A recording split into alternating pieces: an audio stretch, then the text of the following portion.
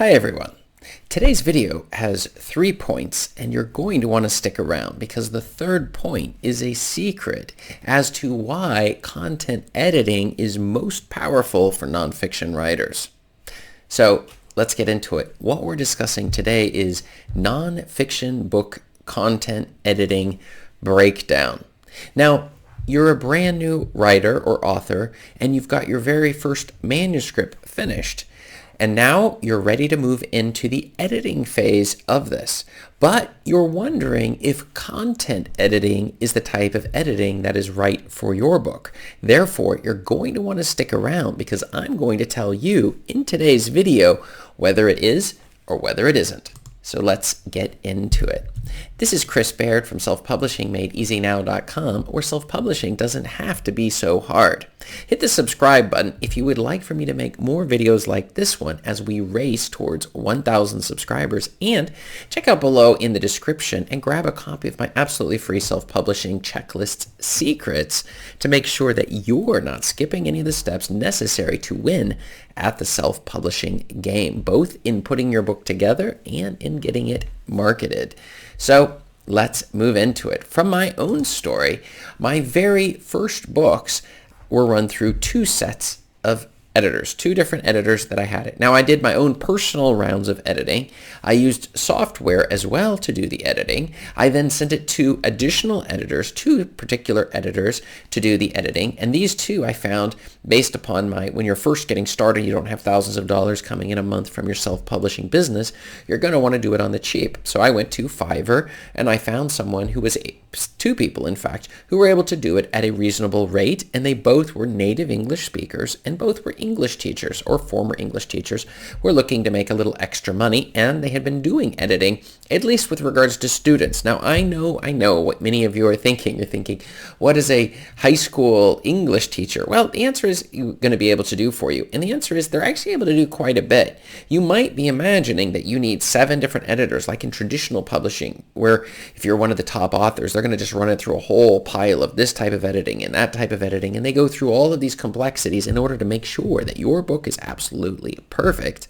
And then that way we can maximize the sales. And we're going to get into that in a little bit, but I'm telling you, these 2 English teachers did an amazing job for me. But the end result was kind of an interesting one because it ended up giving me a very polished book. But this editing was more detailed editing. They were looking for grammatical mistakes. They were looking for errors in terms of, oh, look, you did 2 words here, or the sentence order was here, these sorts of things, or maybe this exact phrase you're using is a little bit confusing. And so how can we do it? And this was more like low level. But when we're talking about content editing, as we're discussing today, we're talking about a little bit higher. Now, I was also within the nonfiction, but this content editing plays a very key role. But I found the experience extremely helpful. I began to understand a lot of the things in a book that you need to pay attention to when you're writing your book. And so, but I don't know if it actually increased the overall sales for my book, and that is a question that I would have to address on a different day, because sometimes when you're trying to do counterfactuals and seeing the impact of a specific thing that you did for your book and whether it increased the sales or not, it's hard to tell. I can say that books that I've published since with a lot less editing have actually done even much better because they were targeting very, very hungry markets and people are very happy. But that's a little bit of the secret as well. So let's get into it. Non-fiction book content editing breakdown. So the first thing is content editing is focused on what your readers are going to care most about as a non-fiction author.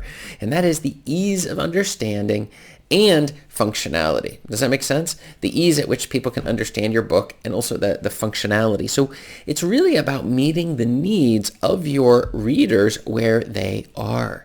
So we're not so much worried about the details of it or really complex advanced plot structures or something, but rather when a reader picks up the book, are they going to be flowing through the flow of the book? Is the book going to answer their questions in a way that it's very easy to understand and they can pick up the book and use it in a functional way? And these are very critical points when we're dealing with editing for our books.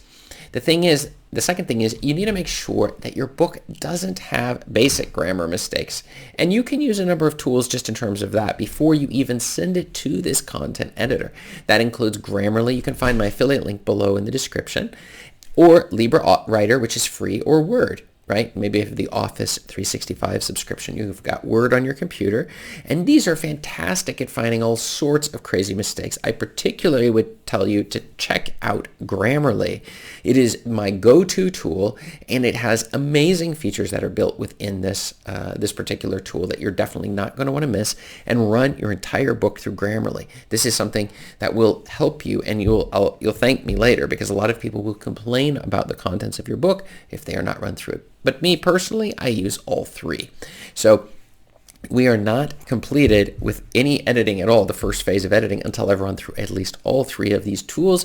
Each one finds things in the grammar checks that were not found on the other ones. It doesn't mean you just click accept to everything, but it makes you consider whether or not what you're doing is the best option for making your book going to be more readable, getting rid of a lot of the grammar mistakes. Okay, now moving on to our secret answer of the day, and that is our third point, which is people want your nonfiction book to help with a problem, and content editing is the key here.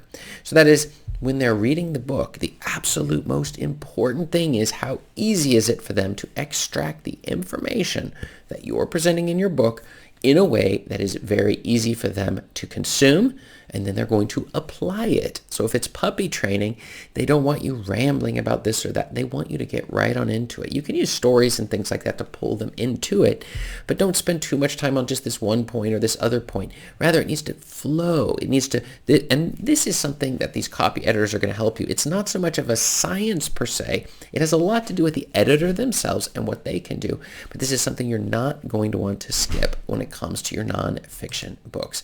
The final question I have for you is, have you ever hired a content editor?